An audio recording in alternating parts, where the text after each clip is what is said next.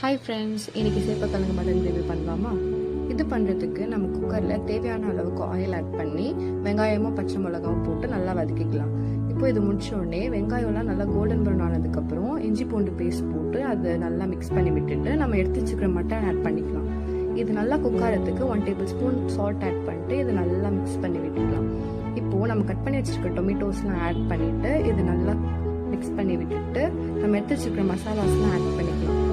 Add பண்ணிட்டு இது நல்லா பச்சை வாசம் போகிற வரைக்கும் இது நல்லா கிளறி விட்டுட்டு இப்போது நம்ம கட் பண்ணி வச்சுருக்க சேப்பக்கிழங்குலாம் ஆட் பண்ணி நம்ம அரைச்சி வச்சுருக்கிற தேங்காவை நல்லா போட்டு இதுக்கு ஒரு நல்லா மிக்ஸ் கொடுத்துட்டு ஒரு நல்ல ஃப்ளேவருக்காக கொத்தமல்லியும் தூவி இதையும் நல்லா கிளறி விட்டுக்கலாம்.